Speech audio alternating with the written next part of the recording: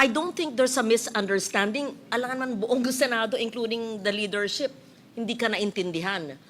We just wanted to make it clear, nanggaling po sa inyo na bawasan nyo ang budget ko. You kept on saying, even Senator P, everyone, bawasan nyo yung budget ko kasi talagang hindi akong gumawa ng net na yan. Di ba yun ang sabi nyo eh? Kaya po, ang LB Remo at lahat nagpagod. Kundi na kami sa magpapagod, nakailang walang tulog. Nakukuha din naman natin. Gusto natin gawin na itong tama kasi nga nakatingin silang lahat sa atin ngayon. At ang tingin ko, mas kailangan natin tignan talaga. Pambihira naman itong si Kong. Kung hindi pa nakatingin ang sambayan ng Pilipino, hindi nyo pa gagawin ng tama, ganun. Ibang klase, palakpakan ho natin. Thank you very much, Mr. Chairman. To the Chairman of the Senate Conference for the BICAM, Senator Win, to the Honorable Senators present, to Chairperson Mika Swansing, the head of the House Bicameral Conference, and the members of the House of Representatives, good afternoon.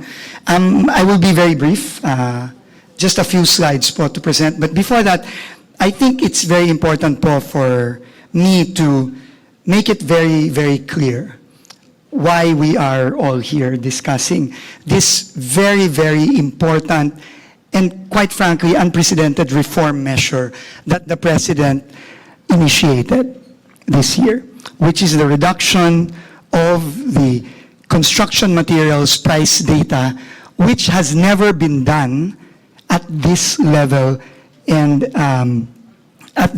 in this breadth.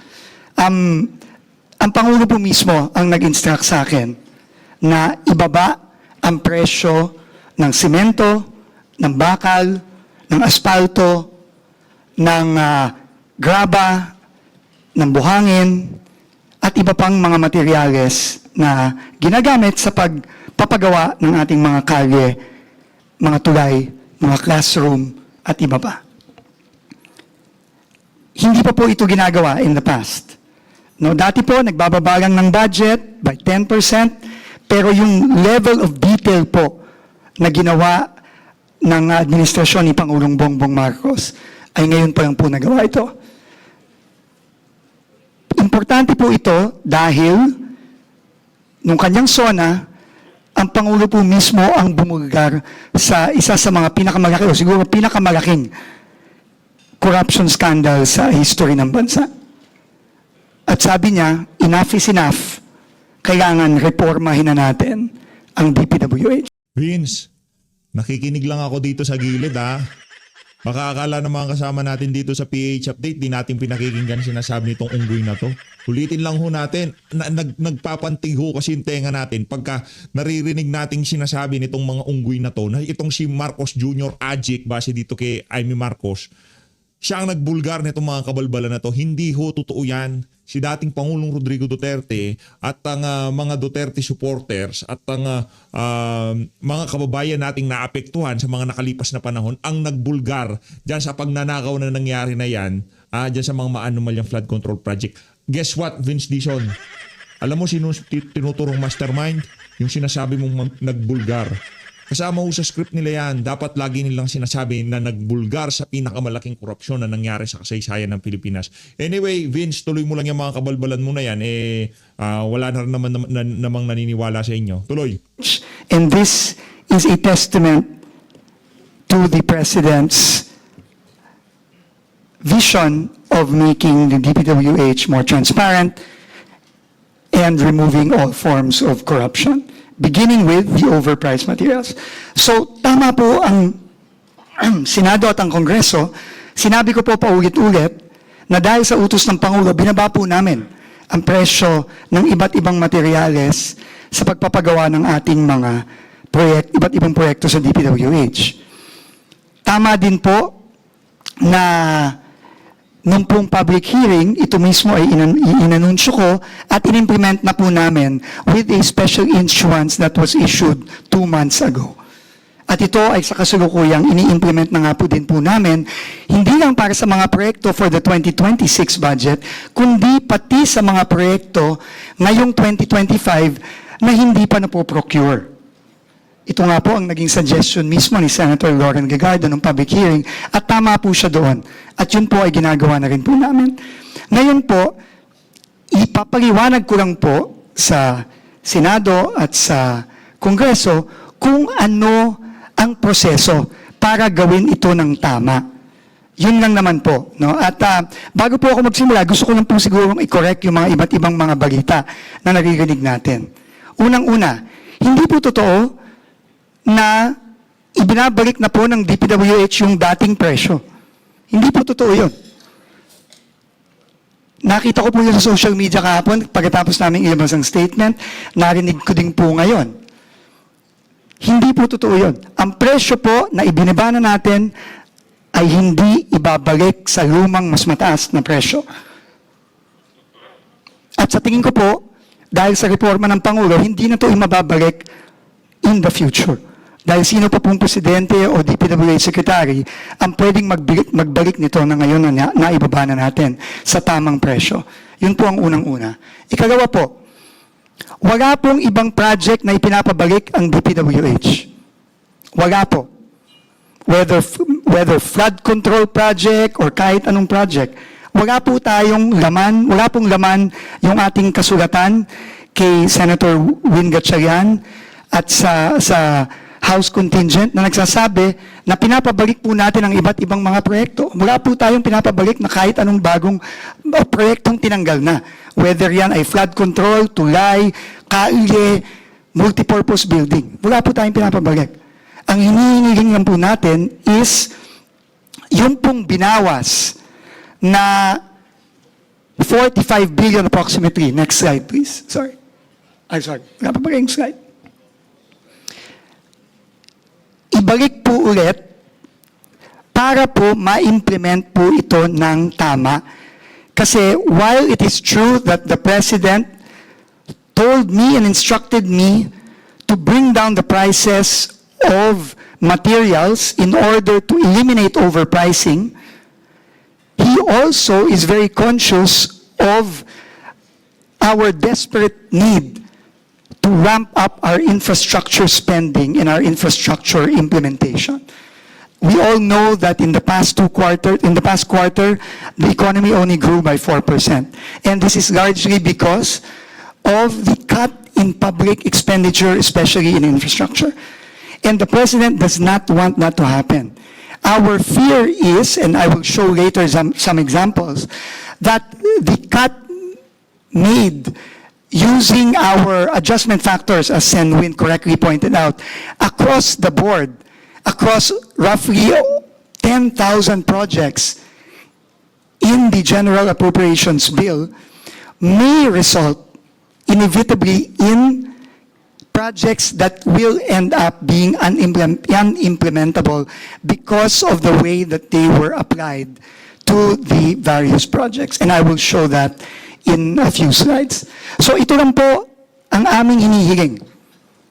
Hindi ho namin, ulitin ko, hindi ho namin ibabalik ang presyo ulit at itataas. Ikalawa, wala po kaming project na ipapadagdag ulit. Wala pong ibabalik.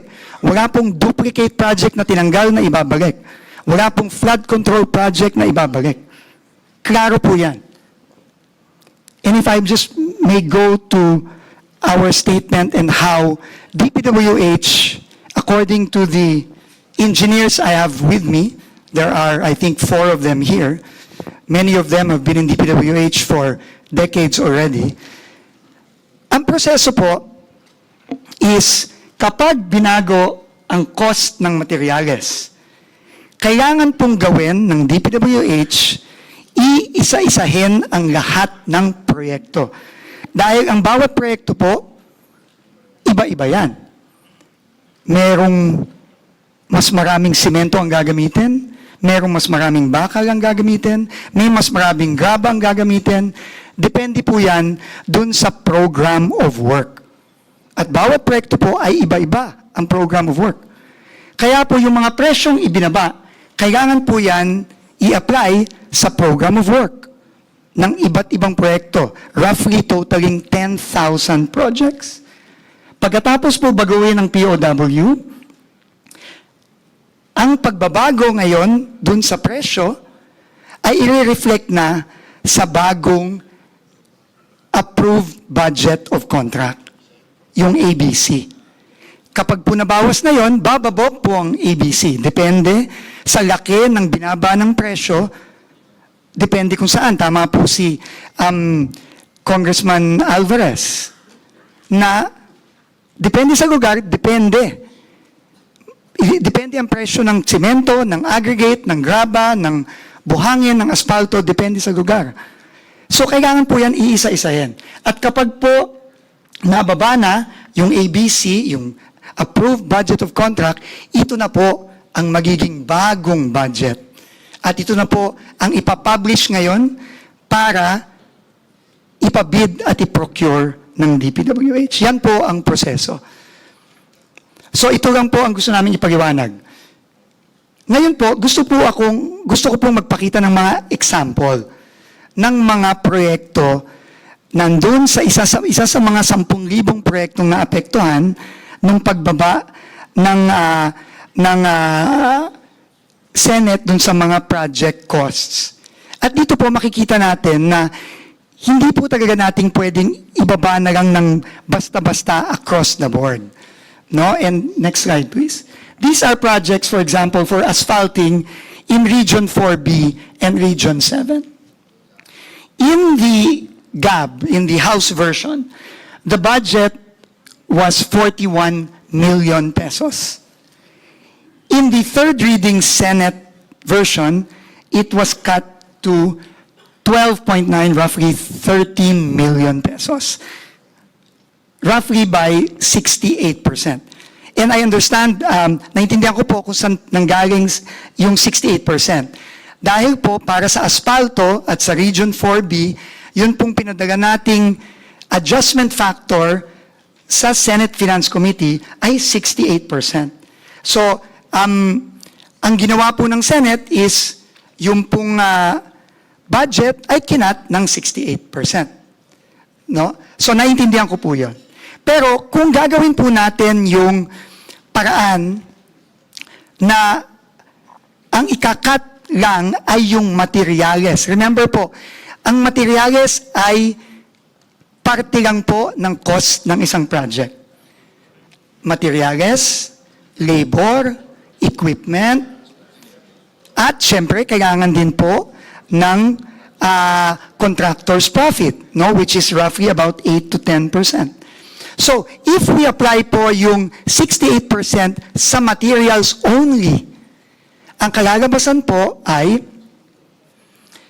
23% reduction or yung pong 41, bababa po ng 31.5 million. Which means po, meron pong 18 million na mawawala sa pondo ng proyektong ito.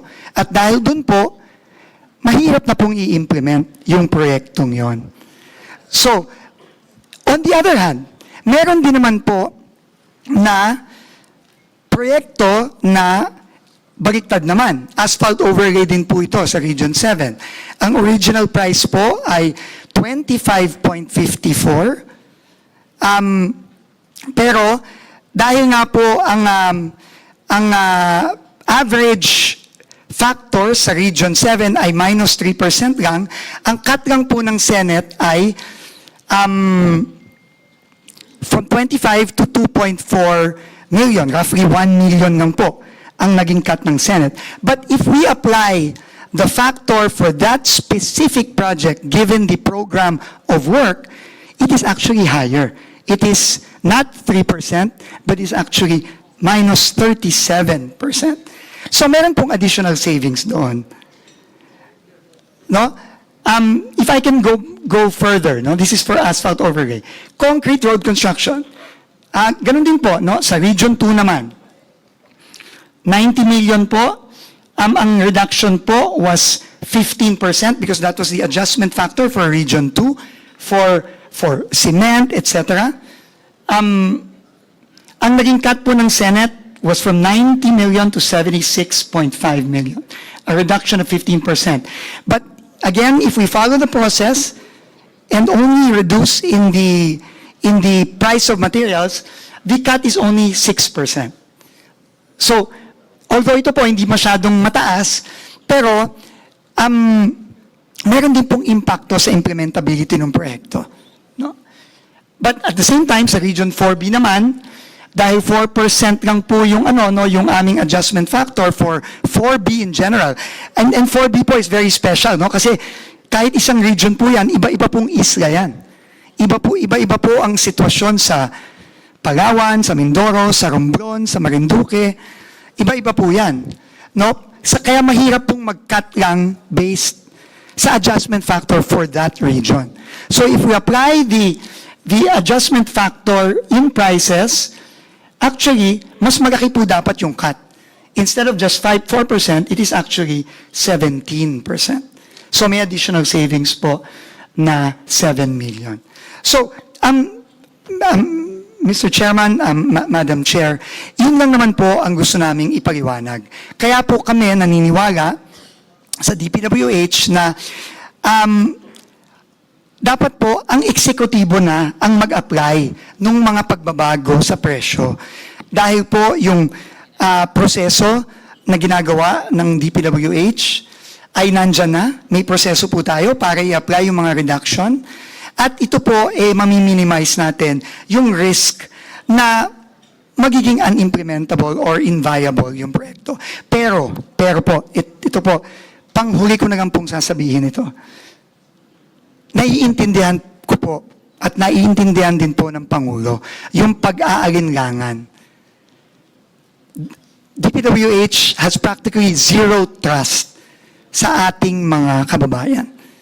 And naiintindihan ko po na mukhang mahirap po kaming pagkatiwalaan. Naiintindihan ko po yan.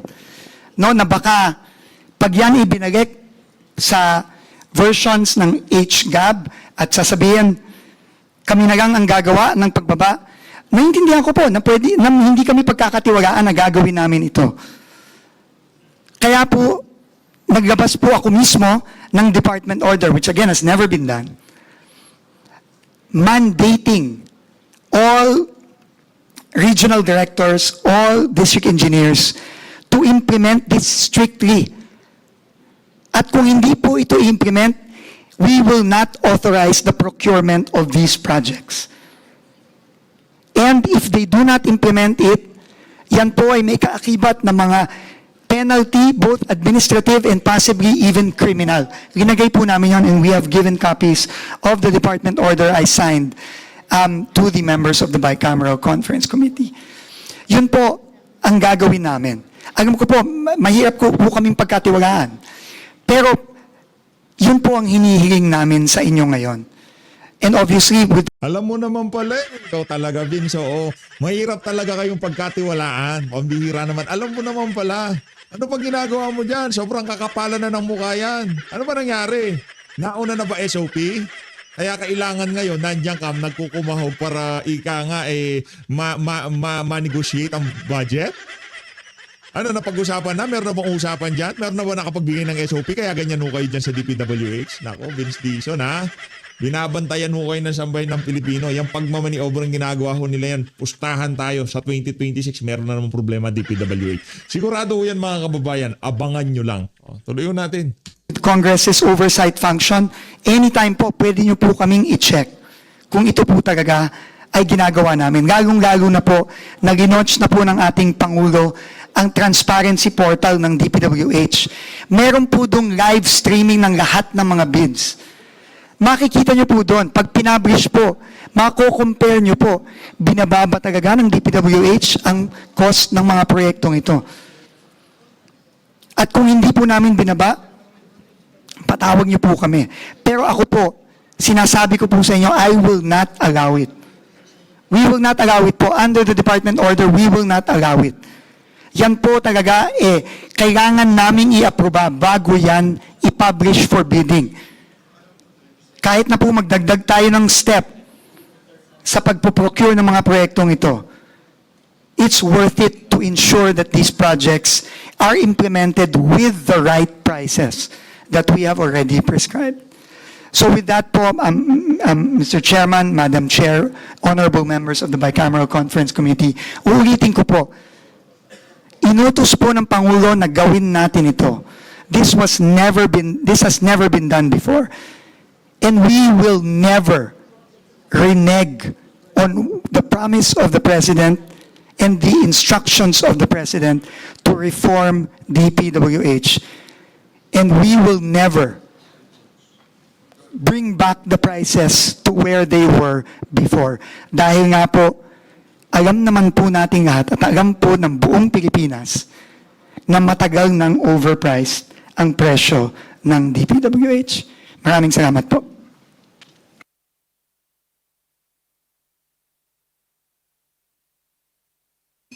Yes, Senator Lawrence recognized. Thank you, Mr. Chair. I know we had to check whether the rules would allow a member of the BICAM to ask questions, but it is important that we seek clarification from Secretary Dizon. Do you accept the fact that it was the DPWH through you or maybe your staff during hearings and in the plenary that actually advised the Senate to cut the cost, because indeed in the previous administration you claimed, and it's on record, that the cost of some, not all, projects might have been overpriced? Ma'am, this needs clear clarification. In the Senate hearings and in the plenary, we admitted that the prices were overpriced. Okay, that's all- Absolutely. that's all why- Absolutely. Ma'am, but I think it's very important, no? Yeah. We also said that we are going to bring down the cost, Yes. which we did. But in the same hearing, and I have it on record, Mr. Chairman, Madam Senator, that when I was asked on how to implement the changes in the prices, I put it on record that the best way to implement is for DPWH to implement it by going through each and every project and bring down the cost based on the programs of work of each and every project. That I put on record, Madam Chair. Mr. Chairman. Very Thank you po. clear, very clear. And we spoke about the CMPD, the cost price data, and the DUPA, the detailed price analysis as well. We were in a conversation outside of this hall. Can the good secretary please just tell us on the overprice for asphalting? Because that's what you mentioned to me. That is a so-called notorious item that you said must be brought down. You are absolutely Whispered correct. something in my ear, which I think the body should know so that it's on record. But you said it's necessary to have that project. But this is what you said is easily seen to be overpriced. Can you just Absolutely. kindly put it on record, Secretary? Thank you. Yes, Mr. Chairman, Madam Chair, I will just read our table. Maybe, simple na lang. Ano yung sinabi po nyo na madalas overpriced at sa inyong karanasan na maikli sa ahensya ay yung Asphalting. overpriced? Yeah. Asphalting po ay nagre-range po ang overprice ng asphalting from 30% to 68%. Totoo po yun. And I gave an example. In fact, kaya po ang ginamit kong example ay yung 4B.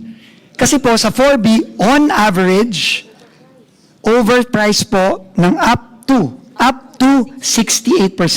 Pero yun nga po, as pointed out also by Congressman Alvarez, who is former governor of Palawan, iba-iba po ang presyo. No, so meaning, hindi po pwedeng kung overpriced po ang Region 4B on average ng 68%, hindi po pwedeng i-apply yung 68% sa lahat ng proyekto, sa lahat ng iba't ibang... I think that was mentioned, that's very clear. Yes. So thank you for Thank you very putting much that po. on record. In fact, my comment to Secretary earlier was, my God, all these years naloko pala tayo. I feel so bad. I feel so, we didn't know. There was up to 68%. So may I please walk us through this proposal? May we understand please, kung merong nasa gaana na proyekto and you will restore the amounts there but implement the CMPD that is correct and accurate on the ground depending on the district office in the regions, what will you do with the savings? Please explain to us.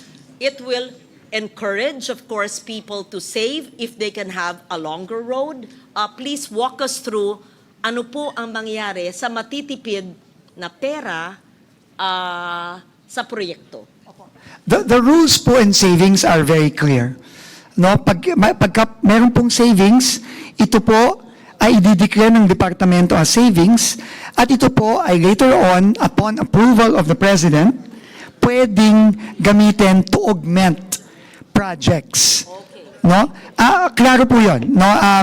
And this will be treated in the same way. Unless, of course, Congress will choose to have a special provision to cover this. Depende na po yun sa Congress. Okay, very Thank you po. clear. That's what I wanted to put on record, that the savings that will be had in that district or area cannot be used to extend a road. Because I heard some comments, kung 1 kilometro pero maka-savings ay siguro magiging 1.2 kilometers. Hindi po allowed yun kasi ang GAA line item is the 1 kilometer road. So the savings will have to go back to Treasury and the Office of the President would have to declare it as savings. And so there will be a kitty of savings that can be used.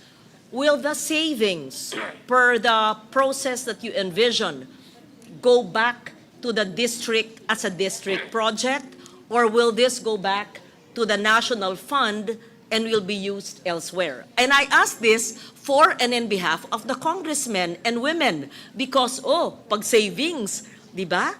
Dapat magandang quality, hindi substandard, pero yung matipid. Magaling dyan si Gob Alvarez. So, hahaba ang kalsada, dadami. Kung maka-savings, dapat balik sa Palawan, baka makarating ng iba or baka hindi ibigay. Siguro yun ang nasa isip nyo, di ba? So gusto natin malaman, kung may savings ba, tas assuming OP ang mag-approve, babalik ba yan sa distrito or mawawala din? Hindi yan incentive magtipid hindi sa congressman, sa mga distrito. We Yeah. want to know what is the process you envision. Thank you. The process is really the standard process, Madam Chair, no? And everything will be approved by the Office of the President. So to your question po, pwede po bang bumalik sa district? Opo. Pag po ito ay in-approve ng Pangulo, pwede pong bumalik sa distrito yan. Pwede po bang hindi dun sa distrito niyan bumalik? Pwede din po. No? Pero may rules po yan. But if I may lang po focus on the issue of incentive. No? I understand po the point of the good senator. But in this case po kasi, the reduction of the CMPD is mandatory. It is not about incentive or disincentive. The department order we have issued mandates, requires all the RDs and the DEs to bring down the cost based on the new cost of materials. It is not an issue of incentive or disincentive. Thank you very much. Does that mean that the DPWH, along with the congressmen and the senators, will exercise strong oversight on the projects to see if the CMPD in that area, which we have a copy of already, will be followed? Absolutely, Madam Senator. But certainly, there will be savings because this is a NEP which you did not prepare. Absolutely. So there will be savings. Yeah. Yes, and we already gave an estimated amount. Again, this is Yes. estimated. This will have to be borne out by the actual adjustments per project, but we are estimating roughly about 60 billion pesos in savings when the CMPD is implemented for all projects What is this? under the 2026 What am I supposed to do? budget. What is it? Thank you very much. Yes. Thank you. I will allow my colleagues Madam to Chair. ask further questions. Thank you. Yeah, Madam Chair. I would like to recognize Representative Brian Yamsuan. Madam Chair, we've talked about the step-by-step engineering process that we're implementing dito sa ating CMPD. And ang tanong ko lang, Secretary Vitz, kasi syempre lahat ng mga kababayan natin nakatingin sa atin doon sa mga presyo at lahat. Kaya gusto mo ibalik dahil yung sa estimate natin, kailangan natin gawing tama. At yun din ang sinabi ni Senator Winget Gatchalian na we have to do this right. Kailangan natin gawing tama. Pero syempre, kailangan din tignan natin yung sa ekonomiya. kung naging unimplementable ang ating mga ibang mga projects natin dito sa dahil dun sa sweeping yung pag-adjust natin at nagkamali at naging unimplementable, ano ang cost nito bilang isang ekonomista din? Ano ang cost nito sa ating bansa?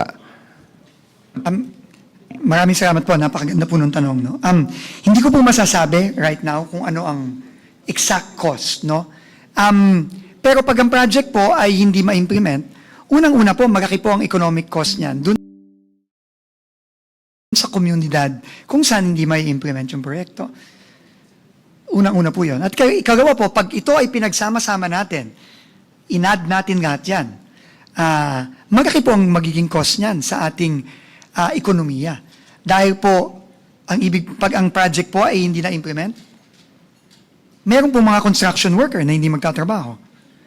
Meron pong mga hardware, hindi mabibigyan ng simento at ng bakal. Meron pong mga kumpanya na hindi kikita. So, malaki po ang impact nito pag ito ay pinagsama-sama. Pero mas importante din po yung epekto sa komunidad. Kung yan pong proyektong yan ay kailangan ng komunidad, at ito po ay hindi na-implement, kawawa din naman po yung komunidad na yun. Maraming salamat kasi talagang yun ang concern din namin sa aming mga distrito kasi yung economic activity, napaka-importante niyan para sa ating bansa. At alam naman natin, ang gobyerno ang pinakamalakas talagang gumastos pagdating sa mga proyekto at inaasahan namin sa aming mga distrito. Yung economic activity nagsisimula dahil sa mga proyektong ginagawa ng ating pamahalaan. At yung concern din ng ating mga senador, nakukuha din naman natin. Gusto natin gawin na itong tama kasi nga nakatingin silang lahat sa atin ngayon. At ang tingin ko, mas kailangan natin tignan talaga. Pambihira naman itong si Go. Kung hindi pa nakatingin ang sambayan ng Pilipino, hindi nyo pagagawin na tama, ganon. Ibang klase, palakpakan ho natin. Pambihira ka kung ibang level talaga ang kawalang-yaan nyo dyan sa Baikram. Yung economic impact, more than ever. And I recognize the work that Secretary Vince Dizon is doing kasi mahirap talaga now to really adjust everything and at a short period of time. Pero nagagawa natin at siguro ang tingin ko kailangan din natin humingi ng tulong sa ibang mga ahensya na pwedeng tumulong sa atin upang mas lalo natin mapaganda yung sitwasyon ng lahat in terms of the pricing also. Yun lang po, Madam Chair. Thank you very much. Madam Chair. Madam Chair, Mr. Chair. Senator Erwin first and then Congressman Abbott. Mr. Chair, may I just ask, kasi po dito sa hawak po nating papel na itong day 2 natin, disagreeing provisions, napansin ko lang po kasi dito under po sa Department of Public Works and Highways, parang 1, 2, 3, 4, 5, 6, 7, 8. Parang 8 line items lang po ito. Parang puro, kaya nga po, Mr. Chair, siguro, I would rather ask the committee chair na kung pwede siguro in a separate page kasi baka pagdududahan tayo na tayo may mga insertion. Samantalang ang ibang agencies like NIA, Mamil Pump Irrigation, Santa Maria Pump Irrigation, nakalagay po. Dito hindi mo natin malaman, kanina pa namin sinisurvey ni Senadora Amy kung saan dito yung kalsada, kung saan dito yung road repair, rehab. Wala ho eh. So, can we siguro po, bukas pwede natin ilagay kung kakayanin pa, item by item, para makita naman ng kababayan natin na kung saan napupunta po. Kasi po dito, Convergence and Special Support Program. Ano ba itong Convergence Support Program? 234 billion po ito sa House. Sa atin, umakyat pa 259 billion. Sa Bridge Program, bumaba. Sa Asset Prevention Program. Maybe we can explain further, Mr. Chair, para po sa kaalaman ng mga kababayan natin, ano ho ba talaga ito mga ito? Kasi baka sabihin po, may tinatago po tayo dito. That's all, Mr. Chair. We'll take note of that, Senator Erwin. We'll take note of that. Thank you. Thank you, Mr. Chair. I'd like now to recognize Representative Albert Garcia. Thank you, Madam Chair. Thank you, Mr. Chair. From what I gather, sa aking naintindihan dun sa pinaliwanag ni Sec. Vince, ang sinasabi po niya is context changes everything. Kailangan magkaroon ng konteksto yung project kasi may uniqueness, may peculiarities ang bawat project. As also explained by Congressman Pepito Alvarez a while ago. May malalayang lugar, may malalapit na lugar, iba-iba yung presyo ng materials, kaya hindi pwedeng sweeping or one size fits all. So we have to consider the context of each project para maging practicable nang sa ganon ma-implement at gumalaw yung local economy aside from the direct benefit of the project, katulad ng sinabi ni Kong Brian. So, pag ganon, I think it's very logical and reasonable na yung i-consider natin yung konteksto nung proyekto para ma-implement at malagay talaga yung tamang presyo. So, there's a lot of engineering districts all across the country. Lahat yan may konteksto, may uniqueness, may peculiarities. Yun ang dapat i-take into consideration ng ating engineering team under DPWH at yun ang gawing price ng material. Tapos, ang ating Pangulo at ang DPWH naglagay na po ng mga transparency portal. So aside from namomonitor yung mga nagawang projects, mamomonitor din po yung mga gagawing projects. Real time. So, in context, yung mga local civil engineer society, local church leaders, mache-check in context. At ito po yung pinapangako ni Sec Vince na they are open to being checked or being critiqued by the local civil society, local experts, or to anyone else. Para in context din, ma-check kung tama yung mga materials na nakalagay. So, I guess, like what the chairman said, at sinabi ni Chair Mika kanina, wala po tayong arguments dito. Gusto natin yung tamang presyo para mapakinabangan ng ating mga kababayan at talagang mabawasan or totaling mawala yung corruption. The Senate and the House, our President and our agencies are one with this goal. At kailangan lang natin ilagay sa konteksto nang sa ganon, tama at practical yung ating ginagawa, ma-implement, makinabang directly sa proyekto at indirectly dun sa trickle-down economy at yung 4% natin na GDP, hopefully, unti-unti na pong tumaas. So, thank you, Mr. Chair. Thank you, Madam Chair. Senator Kiko. Yes. During our caucus this afternoon, Secretary Dizon, we were discussing the matter with Senator Legarda. And she quoted you directly as saying, in one of the hearings, if I'm not mistaken, na, number one, kung pwede, tanggalin ninyo. Tama? Tanggalin na ninyo. At pangalawa, if I recall correctly, dahil hindi ko rin magagamit, tama ba? Or hindi ko rin, kumbaga, inaayos pa namin yung, maybe, yes. Yes, could you, Yes. maybe Senator Legarda can help me here. I just want to understand that because kung yun ang pagkaintindi ko, bakit pinababalik nyo ngayon yung pinatatanggal ninyo? No?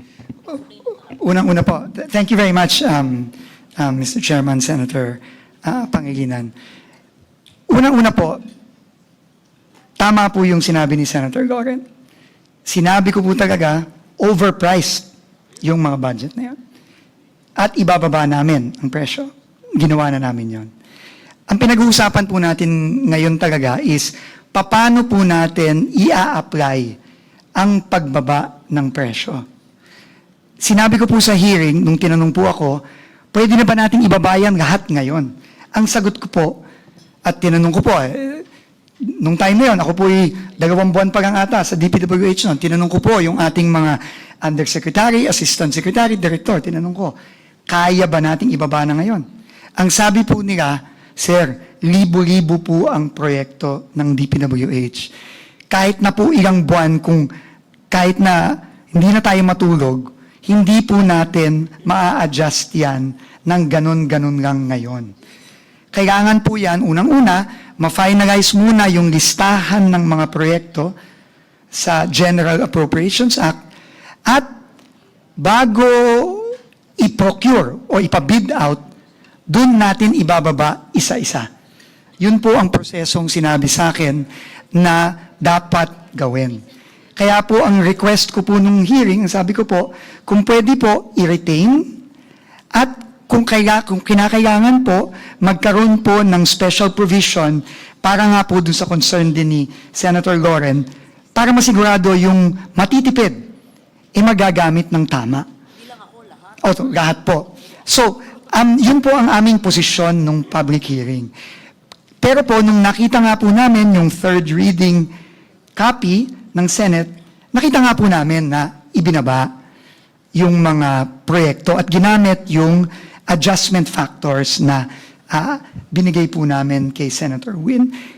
Yun po ang nag-prompt sa amin na sumulat at mag-request na kung pwede pong ibalik dun sa levels ng HGAB at yung pong pag-implement ng adjustment sa presyo, DPWH na po ang gagawa prior to procurement. Para po masigurado na per project, tama po yung deduction. So yun lang po, Mr. Chairman, ang laman ng aming sulat nung isang araw. Para lang po masigurado na ma-implement ng tama yung price reduction and hindi po makompromiso yung yung integridad ng proyekto at siguraduhin may implement pa rin siya. And Mr. Chairman, uulitin ko po, para din po magkaroon ng comfort ang Senado, ang Kongreso at ang ating mga kababayan, nag-issue po kami ng department order strictly mandating the implementation of the new construction materials price data, and if they do not implement, then there will be accompanying stiff penalties that will be imposed on any district engineer, regional director, or anyone that does not do the same. Maraming salamat. Madam Chair. Madam Chair? Follow up? Yeah. Thank you. Halimbawa, dito, nagtanong si Senator Aquino, no? Across the board cut, nabanggit po nyo, initially 20% po yung nabanggit across the board cut sa inyong budget kung hindi po makikita yung mga changes na nais natin makita. Let's go for the real price of these projects, sabi po ni Senator Aquino. Sabi niyo, opo, we fully support the efforts of the Senate. So dito, yun din, sa iyong namungkahi po ni Senator Loren na across the board cut, napag-usapan po namin yan. So you said, opo, we fully support the efforts. Mr. Chair, again, if I may be allowed to put that exchange in context. During this hearing, there was no reduction in the prices of materials yet. Kami po ay nagre-review pa lang noon. Kakautos pa lang po ng Pangulo noon na repasuhin, rebisahin ang presyo ng mga materyales. Kaya po, ang Senado nagsabi, kung hindi gagawin ito ng DPWH, ikakat na lang ng Senado ng 25% across the board. At ako po ay nag-agree doon na kung hindi namin magagawa, in time, kasi at that time hindi pa po namin nagagawa, we welcome a across-the-board cut of 25% sa mga iba't ibang proyekto. Yun po yung konteksto nun, Mr. Senator. Yes, just for the record, no, I hope you understand. Yung konteksto, kasi konteksto rin ang pinag-uusapan natin, no? Konteksto doon sa construction, yung probinsya, yung region. Konteksto din dito kasi, nakita natin sa mga flood control hearings yung 25%. At nakita natin or at least we were inferring, kaya siguro kaya overpriced ang mga ito dahil kailangan mong i-accommodate yung 25% na dinideliver sa mga proponent, etc., di ba? And that's why, ang concern namin ngayon, bawasan natin at binawasan ng Senado. Of course, now you're saying may context yung sinabi ninyo. No? Sa amin, sinabi cut, di ba? Across the board cut. Yun ang pagkaunawa namin based on your inputs. And therefore, I hope you can understand na heto tayo, binawasan natin dahil nga overpriced, tapos ngayon ang hinihingi, hindi, ibalik ninyo. Yun ang concern. Paano natin ipapaliwanag sa tao yun? No, na yung hinihingi, yung desisyon namin para kaltasan dahil sa kayo mismo ang nagsabing overpriced, ngayon, kailangan namin baguhin yung desisyon at ibalik yung kinaltas namin dahil overpriced. Paano matutugunan yung overprice na binibigyan mo? Kumbaga sa sunog, hindi kaya nilalagyan pa namin ng dagdag na gasolina yung apoy? Kaya sa pagbibigay ng ganong klaseng ibalik yung pondo? Mr. Chairman, I think, thank you very much po. 100% po, agree po ako sa inyo. Ang issue po ay overprice. Totoo po yun. Nakita ko po talaga, overpriced po talaga. Overpriced po ang simento, ang bakal, ang asfalto, lalo ng asfalto, ang graba, ang buhangin. Hindi po tayo nagkakatalo doon, Mr. Chairman. Ang sinasabi lang po namin, yung paraan ng pagbabawas, dapat po gawin project per project. Project per project po dapat gawin yon. Dahil po kung hindi po natin ang gagawin ng project per project, meron pong mga proyekto, katulad po nung pinakita ko sa presentation kanina, na lalabas po, hindi na po mai-implement dahil sobra po yung pag-apply nung reduction. Yun lang naman po. Lahat po, maniwala po kayo, lahat po ng proyekto ng DPWH, dahil po sa pagbaba ng presyo ng construction materials na minandate ng ating Pangulo, bababa po lahat yan sa 2026. In fact po, kahit po yung ngayong 2025, bumababa na po ngayon yung mga hindi pa napapabid. Pero, kailangan po gawin natin yon ng tama na hindi natin i-risk na yung mga proyekto na kailangan ng mga komunidad, hindi na may implement. Kamukha po nung nakita natin kanina. And at the same time, Mr. Chairman, kung mapapansin niyo po, meron po ako nakita doon na sobra yung bawas, pero meron din pong kulang ang bawas. Meron din pong kulang. So, what we are saying po is, please allow the executive to do its job in implementing this the way it should be implemented, which is project per project. Yun lang po. Wala po tayong argument na overpriced ang materyales. Totoo po yun. At kailangan po talaga natin ibaba. Maraming salamat po. Thank you, Senator Kiko, for mentioning that. Sec, Vince, kung sinabi mo lang nung hearing ay wag namin bawasan yung budget, di sana hindi na binawasan ng chair. Kami na lang sa implementation ang magbabawas, di wala pong ganito. Pero I'm not blaming you kasi I don't think there's a misunderstanding. Alangan man buong Senado, including the leadership, hindi ka naintindihan. We just wanted to make it clear. Nanggaling po sa inyo na bawasan nyo ang budget ko. You kept on saying, even Senator P, everyone, bawasan nyo yung budget ko kasi talagang hindi akong gumawa ng NEP na yan. Di ba yun ang sabi nyo eh? Kaya po, ang LB Remo at lahat nagpagod. Kundi na kami sa magpapagod, nakailang walang tulog. Bawasan nyo ang budget ko kasi talagang overpriced. Sa pa, pwedeng across the board. You're very aggressive about it. So, yun siguro ang pinagtataka ni Senator Kiko at marami. And I ask this in behalf of Senate President Soto because, of course, he was not attending all the hearings, but he's getting the information from the chair and all of us so that we can also appropriately advise the leadership about what transpired today. Thank you very much. If I may, Mr. Chairman, just respond. Unang-una po, ang budget po ng DPWH ay bumaba na po ng mahigit 40%. I think this is the lowest DPWH budget since 2019, if I'm not mistaken. Ikalawa po, tama po kayo. Sinabi ko po, nung ako po'y tinanong, okay lang ba i-cut ng 25% kung hindi nyo maibaba ang presyo ng cost of materials? Because at that time, hindi pa napapababa. Ang sagot ko po was a resounding yes. Was a resounding yes.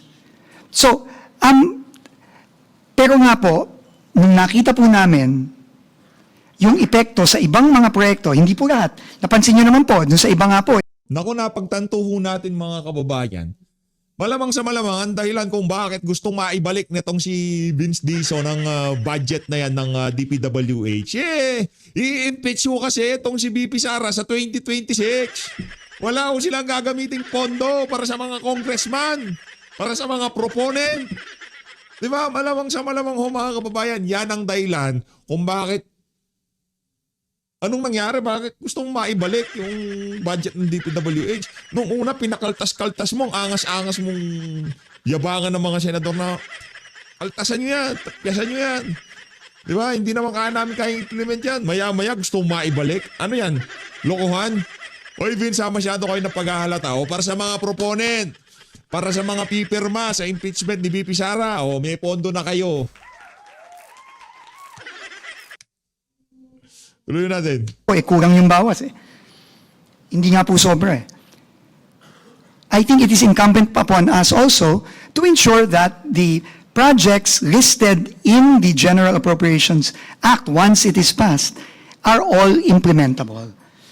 However, given what you saw in the example that we gave, there is a risk that some will not be. And this is again a request, of course. The power of the purse lies with Congress. And at the end of the day, the executive will abide by whatever General Appropriations Act is passed. But I think it is incumbent upon us in the executive to also point this out. And I think importante din po yun, no? Because while I'm sure none of the senators would also want projects to be unimplementable. And I think it is incumbent upon us to point that out and to clarify and inform the Senate and Congress about it. Thank you po. Madam Chair, just to follow up on that questioning. I'd like to recognize Minority Leader Marcelino Lebanan. Thank you, Mr. Chairman, Madam Chair.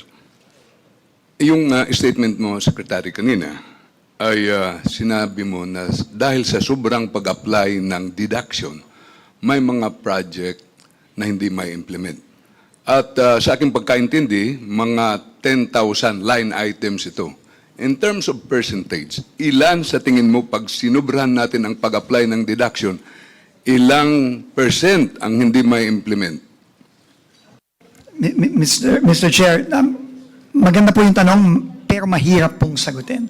Kasi ulitin ko nga po, kailangan po ito iisa-isahin natin.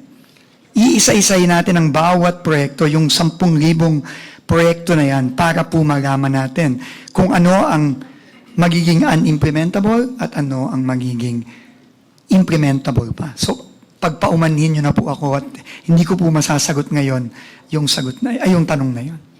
Kaya nagtanong po ako dyan, dahil ano ang consequence natin sa GDP rating natin next year?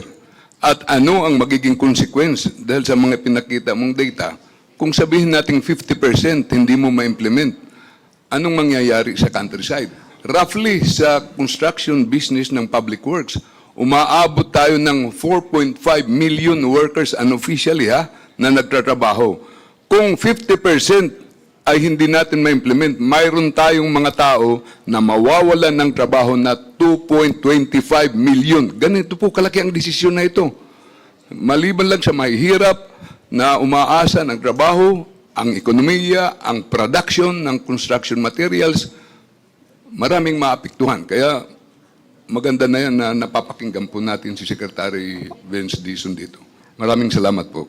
Mr. Chair, quick response lang po.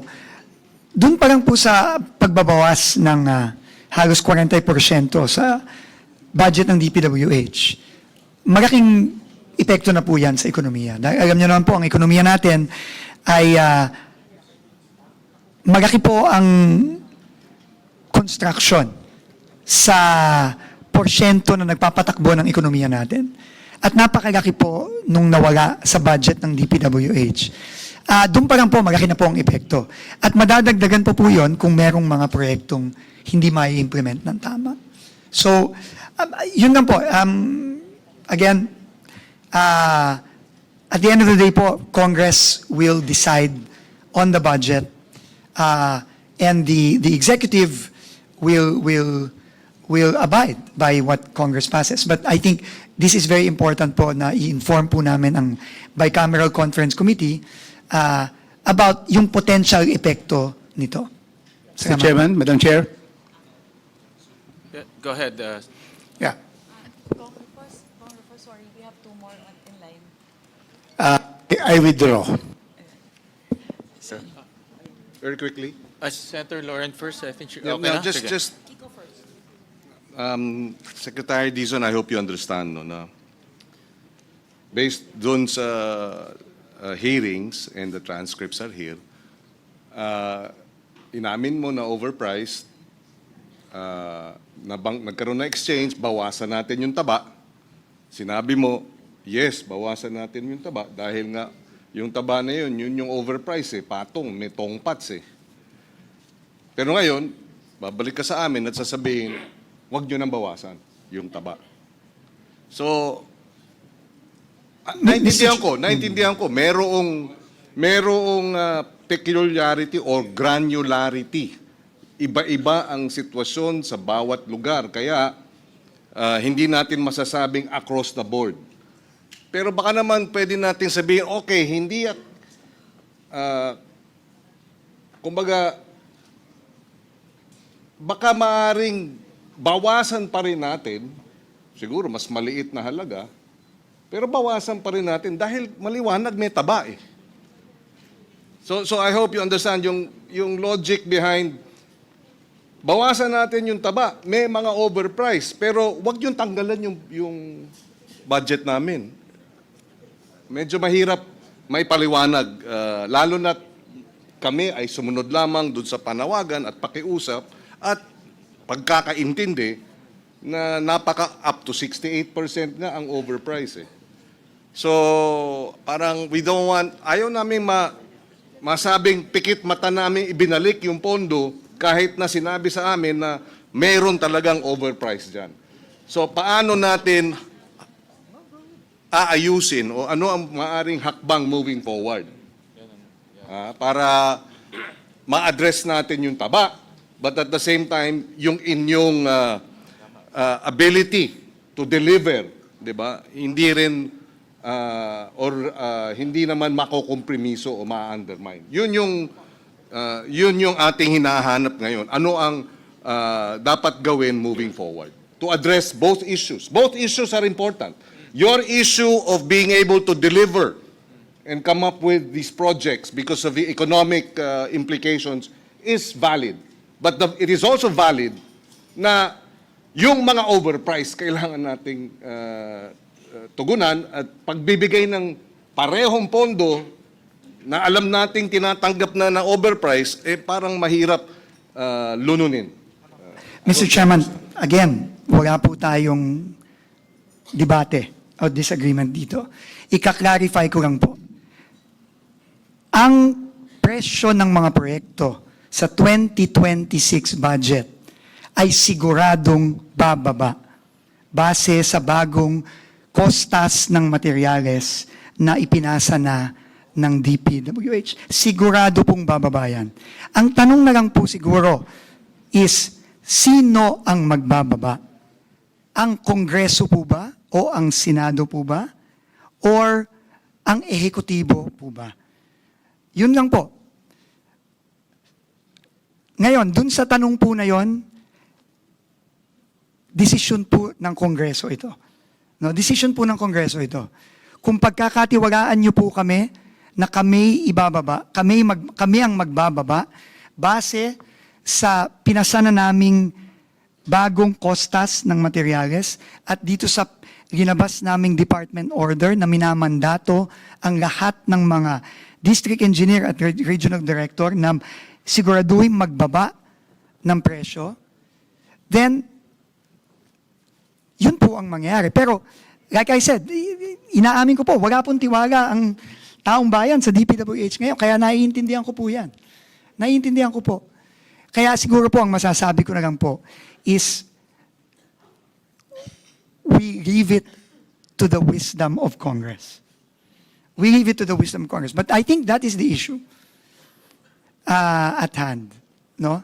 As to mas konti ang baba, again, iiwan na po natin yan sa wisdom ng Kongreso. No? Kung ano po ang magiging decision dyan. Ako po ay pumunta lang po dito para sabihin po sa bicameral conference na ito po ang implication nung nakita naming mga pagbabago dun sa Senate third reading version na lumabas nitong nakaraang linggo. Yun lang po, Mr. Chairman. Salamat po. Chair.